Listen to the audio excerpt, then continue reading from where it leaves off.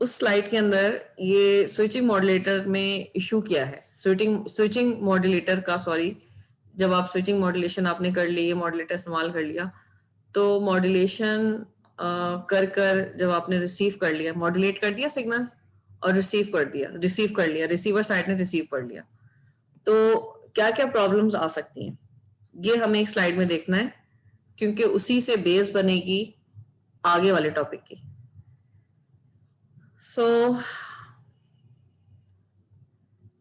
जब हम रिसीव करते हैं सिग्नल, तो लेट्स से सिग्नल में डिस्टॉर्शन आ गई है, जो मैसेज हमने भेजा था उसमें डिस्टॉर्शन आ गई है, और जो सिग्नल रिसीव हुआ है आरटी, वो सिग्नल आइडियल नहीं रहा मतलब उसमें फ्रीक्वेंसी भी शिफ्ट हो गई है। डिले तो आप सबको पता है, डिले तो आ ही जाता है जब ट्रांसमिशन होती है, तो आइडियल डिस्टॉर्शनलेस ट्रांसमिशन में भी डिले तो आता है सिग्नल में। सो लेट्स से कि जो हमने मैसेज कोसाइन के साथ मल्टीप्लाई करके ट्रांसमिट किया था मॉड्यूलेशन करके, उसमें डिले आ गया टी नॉट का, जहां जहां टी लगा हुआ था वहां पे टी नॉट का डिले आ गया। लेकिन साथ में जो सबसे प्रॉब्लमेटिक बात हुई है डिस्टॉर्शन की वजह से, वो क्या हुई है, फ्रीक्वेंसी चेंज हो गई है। जो फ्रीक्वेंसी हमने भेजी थी वो फ्रीक्वेंसी अब नहीं रही है। तो रिसीवर साइड, क्योंकि अगर आपने जो ट्रांसमिट किए, जो फ्रीक्वेंसी कैरियर की ट्रांसमिट की है आपने, उसी से मैसेज अलग होगा ना, मैसेज आपको साइन से अलग करेंगे। आपको अगर एग्जैक्टली फ्रीक्वेंसी पता होगी कैरियर की, तो जब भी मैसेज उसमें से अलग होगा और डीमॉड्यूलेशन होगी। लेकिन अगर फ्रीक्वेंसी ही चेंज हो गई है डिस्टॉर्शन की वजह से, तो there will be a problem in demodulating the signal message को कोसाइन से सेपरेट करने में या उसको एक्सट्रैक्ट करने में मैसेज में प्रॉब्लम होगी हमें, क्योंकि WC यानी जो ये 2πfc जो फ्रीक्वेंसी थी कैरियर की, उसमें डेल्टा ओमेगा कुछ फ्रीक्वेंसीज ऐड हो गई हैं डिस्टॉर्शन की वजह से। So minus T not is not an issue, क्योंकि डिले तो आता है, डिले से मैसेज चेंज नहीं होता। लेकिन अगर फ्रीक्वेंसीज कैरियर की चेंज हो गई हैं, तो फिर अब हमें पता नहीं चलेगा कि मैसेज इस कोसाइन में कौन सी फ्रीक्वेंसी मैसेज की है और कौन सी फ्रीक्वेंसी कैरियर की है, क्योंकि अब कैरियर खुद WC या 2πfc नहीं रहा है, उसमें delta omega new frequencies add हो गई हैं। इस टी नॉट को हमने इस पूरा देखें, टी एक दफा मल्टीप्लाई हुआ WC प्लस डेल्टा ओमेगा के साथ, सॉरी WC कह रही है, omega plus delta omega T के साथ मल्टीप्लाई हुआ, एक टर्म बन गई। फिर omega C plus delta omega T naught के साथ मल्टीप्लाई हुआ, दूसरी टर्म बन गई। दूसरी टर्म को हमने थीटा डी कह दिया है, एंगल कह दिया है। सो ये हमने इसी ऊपर वाली टर्म को थोड़ा सा रीअरेंज करके लिख दिया है। सो अब जो ये जो थीटा डी है, ये basically omega C plus delta omega T naught के बराबर है, यानी एक तरह से फेज बन गया है इसका, न्यू फेज, इसमें फेज भी ऐड हो गया है, फ्रीक्वेंसी भी ऐड हो गई है, फेज भी ऐड हो गई। तो जो नया जो रिसीवर है उसको अपने आप को एडजस्ट करना पड़ेगा, ताकि उसको एग्जैक्टली पता हो कि किस फेज और किस फ्रीक्वेंसी पे कैरियर आ रहा है, क्योंकि कैरियर की फ्रीक्वेंसी अब ओमेगा सी नहीं रही है। So the receiver has a local oscillator, receiver के पास जो ऑस्किलेटर है, ये जो कैरियर है, उसको एडजस्ट करना पड़ता है, उसको ट्यून करना पड़ता है, जो भी फेज, जिस फेज पे सिग्नल आ रहा है, मॉड्यूलेटेड सिग्नल आ रहा है, अदरवाइज मैसेज सेपरेट या डीमॉड्यूलेट नहीं हो पाता। ये काम करने के लिए ताकि हमें पता हो एग्जैक्टली डेल्टा ओमेगा कितना है, कितना चेंज आया है फ्रीक्वेंसी में। अगर हमें ये पता होगा तो मैसेज अलग हो जाएगा, अगर हमें नहीं पता होगा तो मैसेज की फ्रीक्वेंसीज और कैरियर की फ्रीक्वेंसीज हमें अलग नहीं कर सकते, हमें पता ही नहीं चलेगा कौन सी फ्रीक्वेंसीज मैसेज की और कौन सी कैरियर की। ये काम करने के लिए एक टेक्निक यूज होती है, जिसको जो आपको पढ़ना है, बिल्कुल जब लास्ट का लेक्चर होगा उसमें आप पढ़ेंगे, या ये आपको पता भी होगा। VCO, वोल्टेज कंट्रोल ऑस्किलेटर, आपने पढ़ा होगा, किसी ना किसी लैब में पढ़ा होगा, आई एम श्योर। VCO, तो एक टेक्निक यूज होती है PLL, phase lock loop. PLL की टेक्निक के जरिए हमें एग्जैक्टली हमें पता होता है कि कितना फ्रीक्वेंसी में चेंज आ रहा है, और उसके रिस्पेक्ट से फिर हम क्या करते हैं, हम उसके रिस्पेक्ट से अगर हम PLL इस्तेमाल कर लें, तो हमें एग्जैक्टली ट्यून कर सकते हैं अपने आप को कि जो रिसीविंग जो मॉड्यूलेटेड सिग्नल आया है उसमें कितना डेल्टा ओमेगा का चेंज आया है, और फिर उसके हिसाब से हम मैसेज को डीमॉड्यूलेट कर लेंगे। एक तरीका तो ये है डीमॉड्यूलेशन का। अगर डिस्टॉर्शन आ गई है तो डीमॉड्यूलेशन के लिए हमको क्या इस्तेमाल करना चाहिए? पीएलएल, फेज लॉक लूप, जिसके अंदर वीसीओ वोल्टेज कंट्रोल ऑसिलेटर इस्तेमाल होता है। और इसको हम स्टडी करेंगे कि हम कैसे अपने फेज मालूम कर सकते हैं कि फेज में या फ्रीक्वेंसी में क्या चेंज आ रहा है। We will study it later. एक तरीका तो ये है। दूसरा तरीका ये है कि आप अगर आपको, क्योंकि पीएलएल इंप्लीमेंट करने के लिए आपको फिर रिसीवर में पीएलएल का हार्डवेयर इंप्लीमेंट करना पड़ेगा। आपको पीएलएल उसमें इंप्लीमेंट करना पड़ेगा रिसीवर साइड पे, ताकि आप इस डिस्टॉर्शन से जो चेंज आया है उसको ट्रैक कर सके और ट्रैक करके मैसेज डिमॉड्यूलेट कर सकें। अगर आपको रिसीवर चीप बनाना है, चीप का मतलब ये है कि आप पीएलएल का सर्किट इंप्लीमेंट नहीं करना चाहते, आप चाहते हैं कि बस अगर कोई चेंज आ भी गया है ना तो आपको कोई प्रॉब्लम ना हो और आपका मैसेज आपको एज इट इज रिसीव हो जाए। अगर डिस्टॉर्शन आ भी गई है तो आपका मैसेज फिर भी रिसीव हो जाए। तो एक तरीका ये है कि जब आप सिग्नल ट्रांसमिट करें ट्रांसमीटर साइड पे, जहां से सिग्नल ट्रांसमिट हो रहा है, जहां पे सिग्नल मॉड्यूलेट हो रहा है, वहां पर एमटी कॉस ओमेगा सिटी के साथ कैरियर भी अलग से लगा के भेजें।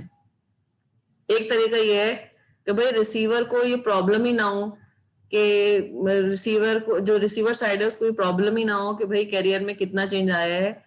इसके लिए आप जब ट्रांसमिट करें तो आप साथ में कैरियर की इंफॉर्मेशन साथ लगा के भेजें, ताकि रिसीवर को प्रॉब्लम ही ना हो कि भाई डेल्टा ओमेगा कितना है। तो एक तरीका तो पीएलएल है। ये पीएलएल का सर्किट आपको रिसीवर में इंप्लीमेंट करना पड़ेगा। जो सबसे चीप तरीका है जिससे आप चीप रिसीवर्स बना सकते हैं, कॉस्ट इफेक्टिव, उसमें यह है कि जब ट्रांसमिशन कर रहे हो तो ट्रांसमिशन में मॉड्यूलेटेड सिग्नल होता है एम्प्टी कॉस ओमेगा सिटी, उसके साथ आप कैरियर को अलग से ऐड करके भेजें, अलग से ऐड करके ए कॉस ओमेगा सिटी को साथ लगा के भेजें, ताकि कैरियर साथ जाए। रिसीवर को ये मालूम करने की जरूरत ही ना पड़े कि कैरियर की फ्रीक्वेंसी एक्चुअली है कितनी, ओमेगा सी की वैल्यू कितनी है। रिसीवर को मालूम करने की जरूरत ना पड़े, क्योंकि ओमेगा सिटी आपने साथ लगाकर भेजा है मैसेज के अंदर जब मॉड्यूलेशन की है। ये बात क्लियर हो रही है कि जब आप मॉड्यूलेशन करेंगे तो उसी वक्त साथ लगाकर भेजेंगे कैरियर की इंफॉर्मेशन भी, ताकि रिसीवर साइड पर कैरियर के बारे में कोई एम्बिग्युइटी, कोई प्रॉब्लम ना हो कि कैरियर की फ्रीक्वेंसी कितनी है। और ट्रांसमीटर जब भेजेगा इंफॉर्मेशन तो मॉड्यूलेटेड सिग्नल के साथ कैरियर साथ ऐड करके भेजेगा सिग्नल में कि भाई ये कैरियर की फ्रीक्वेंसी इतनी है। तो ये आसान तरीका है। जो सोफिस्टिकेटेड तरीका है वो ये है कि आप जो भी सिग्नल रिसीव कर रहे हैं और अगर उसमें डिस्टॉर्शन का इशू है या आपको ट्रैक करना है कि भाई एक्चुअल फ्रीक्वेंसी कितनी थी, तो आप एक टेक्निक यूज करें पीएलएल, फेज लॉक लूप। उसके जरिए आपको पता चल जाएगा कि ओमेगा सी कितना है, फ्रीक्वेंसी कितना है और डेल्टा ओमेगा कितना है, डिस्टॉर्शन कितनी है। उसके लिए आपको ऑब्वियसली सर्किट इंप्लीमेंट करना पड़ेगा। आसान तरीका ये है कि आप मैसेज के अंदर ही कैरियर की इंफॉर्मेशन ओमेगा सिटी लगा के भेज दें, ताकि रिसीवर को ओमेगा सिटी एग्जैक्टली पता हो कि ओमेगा सिटी की वैल्यू कितनी है। ये बात क्लियर हो रही है? दो टेक्निक्स हैं।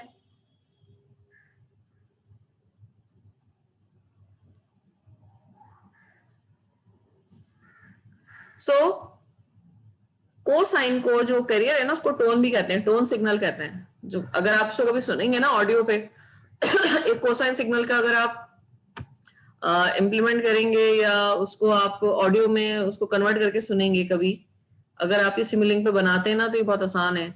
आप कोसाइन सिग्नल की ऑडियो सुनेंगे तो आपको टोन सुनाई देगी, बिल्कुल एक लगता है टोन, बिल्कुल सीधी सीधी टोन आ रही है, इसलिए कोसाइन को टोन सिग्नल भी कहते हैं।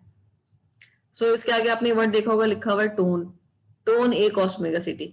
साइनसॉइड को का जो वो होता है ऑडियो होता है, वो टोन की तरह से आता है, बिल्कुल एक सिंपल सी टोन आ रही होती है, जो कि आपने टेलीफोन में भी सुनी होगी। टेलीफोन लाइन पे भी पहले आती थी जमाने में, जो लैंड लाइन्स होती थी। तो हमने अभी तक जो मॉड्यूलेशन की है एम्प्टी कॉस ओमेगा सिटी वाली, ये एम्प्टी कॉस ओमेगा सिटी वाली मॉड्यूलेशन कहलाती है डीएसबी एससी। इसका मैंने वीडियो भी अपलोड किया हुआ है and I will highly recommend कि इसको भी पढ़ लें। आपको अभी सब चीजें फ्रेश हैं, आपने मिड टर्म की भी तैयारी की हुई है, आपको फौरन समझ में आ जाएगा आधे घंटे में क्या क्या टॉपिक है। अच्छा, अब डीएसबी-एससी के साथ क्या प्रॉब्लम आई? डीएसबी-एससी के साथ प्रॉब्लम ये आई कि इसमें इसका कैरियर चेंज हो सकता है, उसमें डेल्टा ओमेगा की वैल्यू आ सकती है। तो रिसीवर को प्रॉब्लम होगी समझने में कि मैसेज कहाँ है और कैरियर कहाँ है। तो फिर रिसीवर क्या करेगा? या तो वोल्टेज कंट्रोल ऑसिलेटर की हेल्प से पीएलएल इंप्लीमेंट करेगा, और लेकिन उसमें फिर आपको सर्किट इंप्लीमेंट करने के लिए कॉस्ट लगेगी। और सस्ता तरीका ये चीप रिसीवर्स अगर आपको डिजाइन करने हैं तो उसका तरीका ये है कि जब आप ट्रांसमिट करें empty cos omega city modulate करें तो साथ में कैरियर भी ऐड करके भेज दें, ताकि रिसीवर को कॉस ओमेगा सिटी के बारे में अलग से इंफॉर्मेशन मिल रही हो। अभी यहाँ पर एम्प्टी कॉस ओमेगा सिटी में इंफॉर्मेशन सारी की सारी मिक्सअप है, लेकिन अगर साथ में एक कॉस ओमेगा सिटी भी जाएगा, ट्रांसमिट होगा, तो रिसीवर को आसानी रहेगी। अच्छा, अब आप देखें एक cos omega city plus empty cos omega city में कॉमन क्या है? Cos omega city. अगर हम इसको बाहर कॉमन निकालें तो अंदर क्या बच गया? ए प्लस एम्प्टी। तो जब आप मॉड्यूलेटेड सिग्नल में कैरियर सिग्नल भी ऐड करके भेजते हैं, ट्रांसमिट करते हैं, तो जो सिग्नल नया सिग्नल जो बनता है वो बेसिकली कैरियर वो भी कॉस ओमेगा सिटी ही होता है, लेकिन उसका एम्पलीट्यूड किसके बराबर होता है? एम्पलीट्यूड बराबर होता है एमटी प्लस ए के। जब पहले आप डीएसबी, मैं बार बार कंपेयर कर रही हूं, जो पहले डीएसबी एससी जिसमें एमटी कॉस ओमेगा सिटी हम मल्टीप्लाई कराते थे, इसमें कॉस ओमेगा सिटी का एम्पलीट्यूड किसके बराबर होता था? मैसेज के। जब दोनों मल्टीप्लाई हो जाते थे तो हमें एम्पलीट्यूड में क्या चीज मिल रही होती थी? मैसेज दिख रहा होता था। जब आप A cos omega c t m t cos omega c t के साथ मल्टीप्लाई करेंगे तो अब कॉस ओमेगा सिटी के एम्पलीट्यूड में हमें क्या मिल रहा होगा? A plus m t. पहले हमें कॉस ओमेगा सिटी के एम्पलीट्यूड में सिर्फ मैसेज मिलता था डीएसबी एससी में, जब आप सिर्फ सिंपल मॉड्यूलेशन करते थे। लेकिन अब क्योंकि हमने ऐड कर दिया है कॉस ओमेगा सिटी, ए कॉस ओमेगा सिटी ऐड कर दिया है मॉड्यूलेशन के साथ साथ, तो अब जो नया सिग्नल मिलेगा उसके एम्पलीट्यूड में सिर्फ मैसेज नहीं होगा, उसके एम्पलीट्यूड में ए भी होगा। ए किसका एम्पलीट्यूड था? कैरियर का अपना एम्पलीट्यूड था। ए कॉस ओमेगा सिटी का अपना एम्पलीट्यूड था। तो अब नया एम्पलीट्यूड ए प्लस एमटी के बराबर होगा। पहले एम्पलीट्यूड में सिर्फ मैसेज होता था जब डीएसबी एससी हमने इंप्लीमेंट किया था। तो सही है। सो ये दावत, अच्छा दावत अभी है, सही है। सो डीएसबीएससी में क्या, मैं दोबारा रिकैप करूंगी इसका। डीएसबीएससी में क्या था? MT cos omega city. अब हमने एक नई टेक्निक बनाई, हमने क्या किया? एमटी कॉस ओमेगा सिटी के साथ हमने ए कॉस ओमेगा सिटी भी भेज दिया। ये टेक्निक कहलाती है एम्पलीट्यूड मॉड्यूलेशन। अब आप कहेंगे कि अभी जो इससे पहले किया था वो भी तो एम्पलीट्यूड मॉड्यूलेशन था। ये सारी टेक्निक्स एम्पलीट्यूड मॉड्यूलेशन ही कहलाती हैं, लेकिन जब मैसेज कोसाइन के साथ मल्टीप्लाई होता है तो उसको एक खास नाम दिया जाता है। टेक्निकली देखा जाए सब सब सब एम्पलीट्यूड मॉड्यूलेशन है, आप सबको एम्पलीट्यूड मॉड्यूलेशन कह सकते हैं, लेकिन टेक्निकली जब मैसेज कॉस ओमेगा सिटी के साथ मल्टीप्लाई होता है तो उसे कहते हैं double side band suppressed carrier. और जब मॉड्यूलेशन के साथ कैरियर की इंफॉर्मेशन भी जाती है तो फिर उसको कहते हैं एम्पलीट्यूड मॉड्यूलेशन एएम। दोनों एम्पलीट्यूड मॉड्यूलेशन ही हैं, दोनों में ही एम्पलीट्यूड मॉड्यूलेशन हो रही है, लेकिन एक में से फर्क क्या है? एक में कैरियर भी जा रहा है और एक में कैरियर नहीं जाता। जिसमें कैरियर नहीं जाता उसको double side band suppressed career कहते हैं। और double side band suppressed career क्यों कहते हैं, इसके लिए मैंने लेक्चर अपलोड किया हुआ है, जो कि मैं लास्ट वीक के लिए मैंने अपलोड किया है। आधे घंटे का लेक्चर है, प्लीज यू ऑल जितने भी लोग 19-20 लोग उसको देख कर आ जाओ, उसको समझ के आ जाओ। और जब हम उसमें कैरियर भी ऐड कर देते हैं तो फिर उसको कहा जाता है एएम। पहले वाले को जब मैसेज कॉस ओमेगा सिटी उसको कहते हैं DSBSC double side band suppressed carrier, और जब उसमें कैरियर भी ऐड हो जाता है तो उसको कहते हैं एएम। ये फाई जो फाई बना हुआ है ना, फाई या फी जिसको ऐसे बनाया हुआ है इन्होंने, ये सिंबल है मॉड्यूलेशन का। जब भी मैं कोई मॉड्यूलेशन की इक्वेशन लिखूंगी फ्रॉम नाउ ऑनवर्ड्स, आज से मैं जो भी इक्वेशन लिखूंगी मॉड्यूलेशन की, उसमें जब भी मुझे कोई ये बताना होगा कि ये इक्वेशन मॉड्यूलेशन की इक्वेशन है तो उसके आगे ये फाई या फी का साइन बना होगा। इससे पता चल जाएगा आपको कि इस मॉड्यूलेशन में बेसिकली, इस इक्वेशन में बेसिकली मॉड्यूलेशन की बात हो रही है। तो ये फाई देख के अंदाजा हो जाना चाहिए आपको कि ये मॉड्यूलेशन की इक्वेशन है। और कौन सी मॉड्यूलेशन? एएम। अगर मैं फाई के आगे यहाँ पे लिख दूं एफ एम, तो इट मीन्स कि जो आगे इक्वेशन लिखी हुई है वो कौन सी मॉड्यूलेशन की है, फ्रीक्वेंसी मॉड्यूलेशन की है। तो फाई के आगे जो टर्म्स लिखी होती है ना, अगर मैं फाई के आगे लिख दूं DSB-SC, तो इट मीन्स कि इसके आगे जो इक्वेशन लिखी हुई है वो DSB-SC मॉड्यूलेशन की है। तो फाई के आगे हम जो भी टर्म लिखते हैं उससे पता चलता है कि ये मॉड्यूलेशन कौन सी हुई हुई है। सो दोनों DSB-SC भी एम्पलीट्यूड मॉड्यूलेशन है, AM भी एम्पलीट्यूड मॉड्यूलेशन है, लेकिन AM में कैरियर ऐड हुआ हुआ है, ये फर्क है सिर्फ। यहां तक क्लियर हो गया?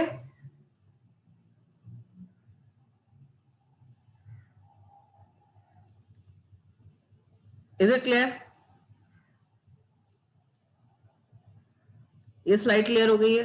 डिस्टॉर्शन आ जाती है अगर साइन करते वक्त, तो रिसीवर साइड पे प्रॉब्लम होती है, इसलिए फिर हमें कोई सर्किट यूज करना पड़ता है ट्रेस करने के लिए डिस्टॉर्शन को, या या हम जब ट्रांसमिशन कर रहे हैं उसी वक्त कैरियर साथ लगा के अलग से भेज दें ताकि रिसीवर को कंफ्यूजन ना हो, रिसीवर को अलग से कैरियर दिख रहा हो। Double side band suppressed career, double side band suppressed career, ये मैं आपको ये पिछली स्लाइड देख लें जो मैंने 15 स्लाइड्स थी देखें इस पीपीटी में, और आज के स्लाइड में 3 स्लाइड्स तो हमने अभी डिस्कस कर लिए हैं, तो 12 स्लाइड्स का लेक्चर मैंने अपलोड किया है, और 12 स्लाइड्स में ये जो डबल साइड बैंड है जो आप मुझसे पूछ रहे थे, ये देखिए यहाँ पे लिखा हुआ है double side band suppressed career. ये वही स्लाइड्स हैं जो आप पढ़कर आए हैं। मैं कह रही हूँ ना ये स्लाइड्स में कोई बहुत नई इन्फॉर्मेशन नहीं है, बस 1 या 2 स्लाइड्स आपके लिए नहीं है उसके लिए आपको ये लेक्चर देखना पड़ेगा जो मैंने अपलोड किया हुआ है, अदरवाइज ये मॉड्यूलेशन कैसे होती है, एम्प्टी कॉस ओमेगा सीटी का सिग्नल कैसे लिखता है, फोरियर ट्रांसफॉर्म कैसे बनता है, ये सब चीजें आपको पता है। सिर्फ 2 या 3 स्लाइड्स में थोड़ी न्यू इन्फॉर्मेशन है, वो आप पढ़ लें और मुझसे अगली क्लास में पूछ लें, व्हाट्सएप पे पूछ लें, या मैं कोई खुद से एक क्लास रख लेती हूँ जिसमें I will entertain questions about this PPT, ताकि सब लोग तैयारी कर आ जाएं। सही है? सो ये हमने कर लिया था और ये मैंने 3 स्लाइड्स करा दी हैं आपको। मैं आज इन 3 स्लाइड्स में सिर्फ हमने जो इम्पोर्टेंट चीज की है वो है स्विचिंग मॉड्यूलेटर बनाया कैसे जाता है, ये हमने एक चीज की है। और फाइनल के पॉइंट ऑफ व्यू से फाइनल के टॉपिक्स थोड़े से कम होंगे, या कहना चाहिए आसान होंगे, आपको काफी आसान लगेंगे, क्योंकि जो फोरियर ट्रांसफॉर्म्स वाले और जो मैथमेटिकल जो क्वेश्चंस थे जो मिड तक आपको काफी प्रॉब्लमेटिक लगे वो सारी चीजें अब नहीं है, अब सर्किट्स हैं। तो आई एक्सपेक्ट कि 5th सेमेस्टर में जब ऑन कैंपस 1-2 साल आपने पढ़ा है तो आप लोगों को सर्किट्स वगैरह का आइडिया होगा, तो इतना आपको प्रॉब्लम नहीं होगा अब मिड के बाद का कोर्स समझने में। और क्योंकि फोरियर ट्रांसफॉर्म्स और प्रॉपर्टीज वगैरह मिड तक के कोर्स में थी। सो एक minute,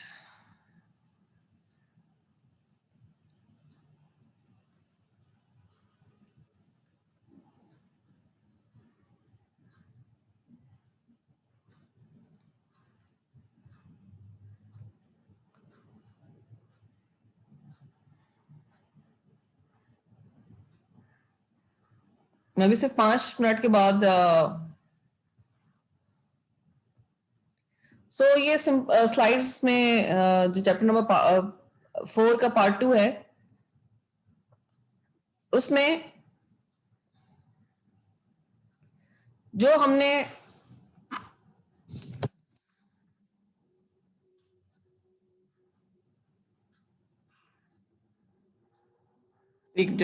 how many students are, अब तक कोई क्वेश्चन तो नहीं है जो मैंने जहां पे एंड किया है, वहां तक कोई क्वेश्चन तो नहीं है?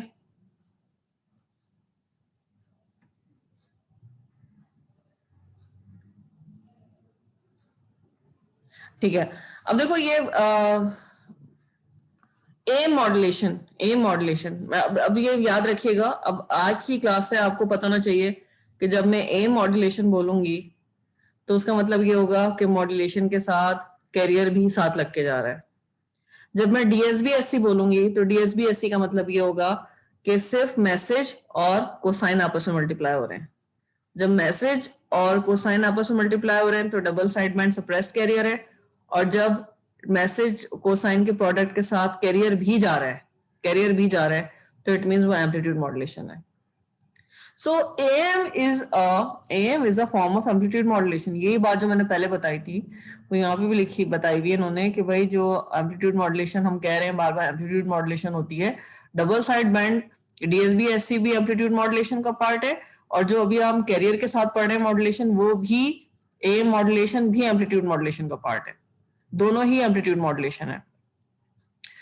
एम्पलीट्यूड मॉड्यूलेशन जो भी हम पढ़कर आए हैं उसके अंदर जो अभी मैंने स्लाइड जहां पे एंड की है उसमें MT AC A plus MT के साथ हमने कॉस को वो कर लिया था, कॉमन ले लिया था, तो अब कॉस ओमेगा CT के साथ क्या चीज टर्म आ गई थी, A प्लस MT आ गई थी। उस A के साथ इन्होंने C भी लगा दिया, कैरियर का C लगा दिया, एम्पलीट्यूड ऑफ कैरियर।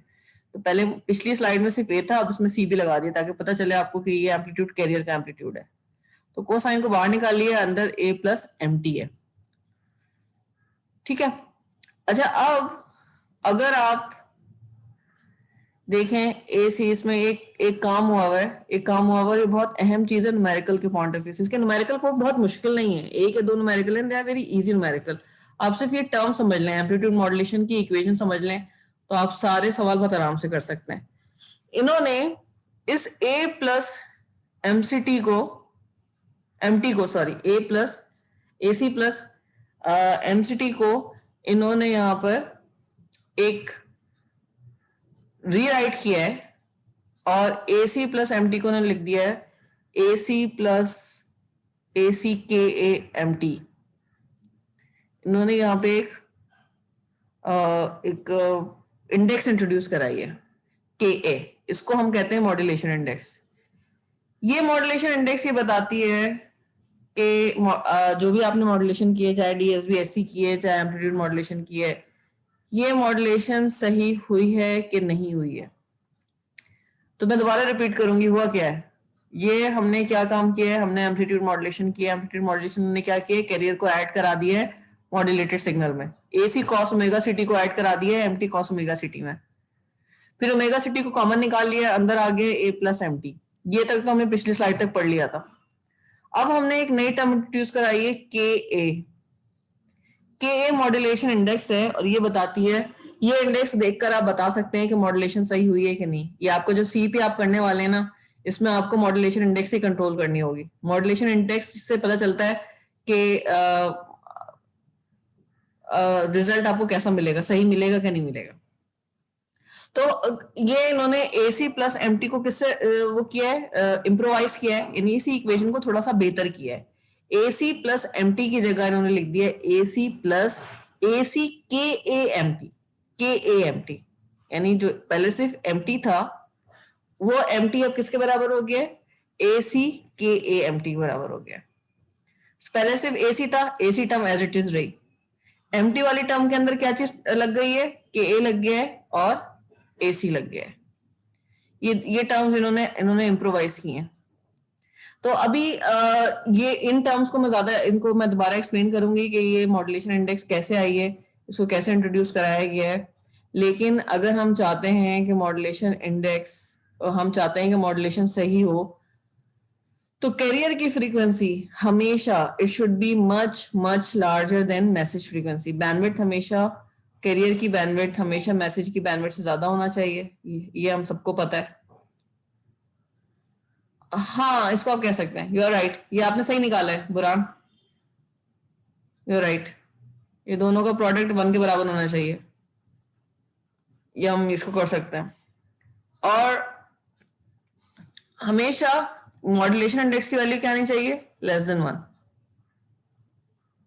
तो हमने MT को किससे रिप्लेस कर दिया है, सिर्फ MT लिखा था, उसको हमने रिप्लेस कर दिया ACKA से, ACKAMT से, यानी पहले सिर्फ MT था, अब उसके साथ एक टर्म लगा दिए ACKA, और KA खुद क्या है, मॉड्यूलेशन इंडेक्स है। तो this product ACKA should be equal to 1, जैसे कि बुरान ने भी यहाँ पे नीचे लिखा हुआ है मैसेज में, चैट में, कि ACKA should be equal to 1। अगर ये एकदम से इंट्रोड्यूस हो गया है, पहले सिर्फ MT था और अब MT के साथ ACKA भी लिखा हुआ आ गया है, तो इट मींस कि ACKA should be equal to 1। तो KA की अपनी वैल्यू कितनी आ गई, 1/AC। ये एक तरीका है समझने का। तो ये दो चीजों का ख्याल रखना है, मॉड्यूलेशन इंडेक्स लेस देन 1 होनी चाहिए, और बैंडविड्थ जो है वो कैरियर की हमेशा मैसेज से ज्यादा होनी चाहिए। बाकी नीचे क्या हो रहा है, ये आप फोरियर ट्रांसफॉर्म आपने बहुत टाइम कर लिए हैं, फोरियर ट्रांसफॉर्म आपको समझ में आते होंगे। AC cos ओमेगा CT का फोरियर ट्रांसफॉर्म क्या बनेगा, ये देखो दो टर्म्स है ना, ये इस वाले को देख लो, आगे वाले को। पहले AC cos 2 पाई FCT के साथ मल्टीप्लाई होगा, तो आपको क्या मिलना चाहिए, AC cos 2 पाई FCT की वजह से आपको दो इंपल्सेस मिलनी चाहिए, और उनका वो शिफ्टेड इंपल्सेस कहां पर होंगी, प्लस FC और माइनस FC पर होंगी। एम्पलीट्यूड उनका AC होगा, और हाफ कहां से आ जाएगा, जब भी आप स्पेक्ट्रम में जाते हैं तो हाफ लग जाता है। ये समझ में आया? देखो पहली टर्म बनी AC cos 2 पाई FCT, इसको देखो ना लास्ट एक्सप्रेशन को, AC cos 2 पाई FCT, इसका अगर स्पेक्ट्रम बनाओगे तो दो शिफ्टेड इंपल्सेस बनेंगे, प्लस FC माइनस FC पर। एम्पलीट्यूड होगा AC डिवाइड बाय 2, क्योंकि 2 कहां डिवाइड बाय 2 कहां से आ गया, क्योंकि स्पेक्ट्रम में डिवाइड बाय 2 आता है। पहला तो आपने बना लिया स्पेक्ट्रम का पार्ट। अब दूसरा पार्ट है AC K MT cos 2 पाई FCT। AC K तो एक कांस्टेंट वैल्यू है, ठीक है। MT cos 2 पाई FCT के स्पेक्ट्रम्स क्या बनेंगे, मैसेज शिफ्ट हो जाएगा प्लस FC पे और माइनस FC पे, और हाफ लग जाएगा क्योंकि स्पेक्ट्रम का हाफ होता है। तो ये कंप्लीट हमने स्पेक्ट्रम, इस जो इक्वेशन बनी हुई है इसका ही हमने स्पेक्ट्रम बना लिया पूरा, फोरियर ट्रांसफॉर्म में लगा के, प्रॉपर्टीज लगा के। अब अगर आपको कोई कह देता है कि भाई मैसेज ये है, मैसेज आपको किसी ने बनाकर दे दिया, खुद से बनाकर दे दिया कि भाई मैसेज जिस तरह का लग रहा है उसका स्पेक्ट्रम मैसेज का ये है, और आपसे कहे कि भाई इसका ट्रांसफॉर्म बना दो, तो तुम क्या करोगे, तुम इसी को एक जगह पे शिफ्ट कराओगे प्लस FC पे, एक को उसको शिफ्ट कराओगे माइनस FC पे, तो दो ये स्पेक्ट्रम शिफ्ट हो गए, ये मैसेज के दो स्पेक्ट्रम शिफ्ट हो गए, ये मैसेज था। तो अगर जब तुम्हें ये वाला स्पेक्ट्रम बनाना है तो तुमने उसको प्लस पे भी शिफ्ट कर दिया, इसको माइनस पे भी शिफ्ट कर दिया। साथ में तुम्हें दो इंपल्सेस भी बनानी है, एक बनानी है प्लस FC पे इम्पल्स और एक बनानी है माइनस FC पे इम्पल्स, और उनका एम्पलीट्यूड कितना रखना है, हाफ। इन्होंने ओमेगा बना दिया, लेकिन अगर आप F में बनाएंगे तो आप उनका एम्पलीट्यूड रखेंगे हाफ, और जो मैसेज बनाएंगे उसका एम्पलीट्यूड कितना रखेंगे, हाफ KA। ये बात क्लियर हुई है? ये क्लियर हुआ ये स्पेक्ट्रम कैसे बनाया है, यहाँ पे मैसेज के साथ मैसेज को शिफ्ट किया है दोनों साइड पे, और साथ में उसके इंपल्सेस भी बना दिए, इंपल्सेस बिल्कुल सेंटर में बनी हुई है दो, और मैसेज दोनों साइड पे शिफ्ट हुआ हुआ है।